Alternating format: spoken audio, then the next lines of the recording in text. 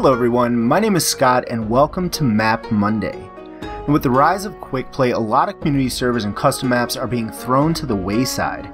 Map makers aren't getting near as much credit as they deserve, and sometimes even when they do, the map doesn't make it into game rotation due to it being too confusing for new players.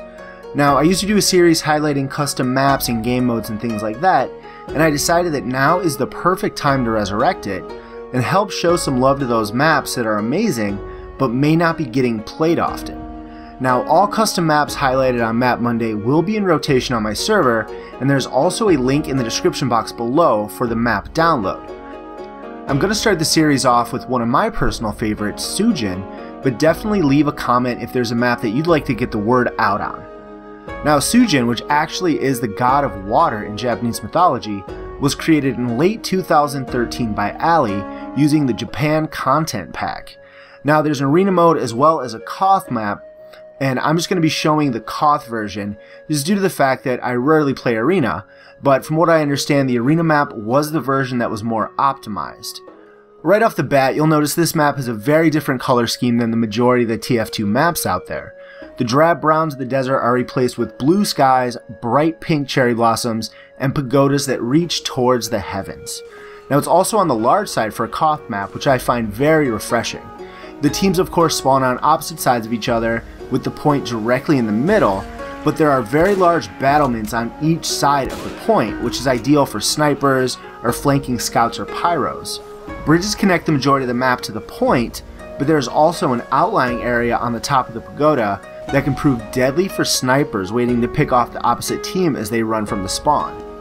Also, directly above the point is an open floor for NGs, demos, and soldiers to hold the fort down, and they can actually defend the point without even breaking a sweat. Now, there's only a couple entrances in, one being directly below the point, or above the point rather, and then there's a couple windows. So if you take that top area, you can hold the point down with no problem, unless you have a really good demo or something that can just pop stickies up there and take everybody out.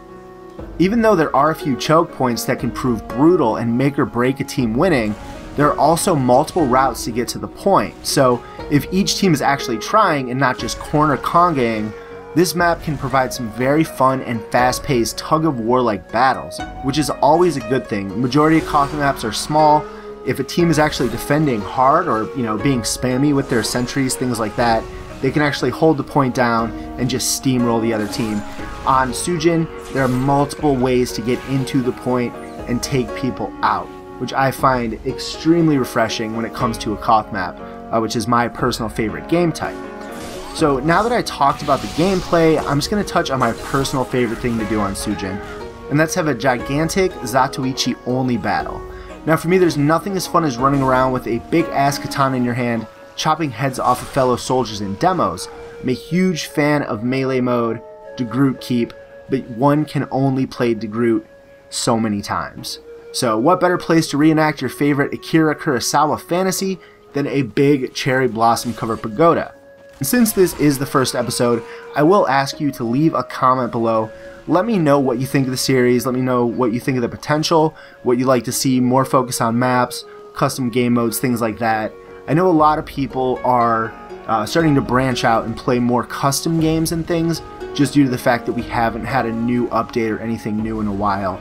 So I think it's a good time for a series like this, kind of spread the word on awesome facets of TF2 that other people may have not heard about. So appreciate it guys, as always, thank you for watching, take it easy, I'll see you next time, peace.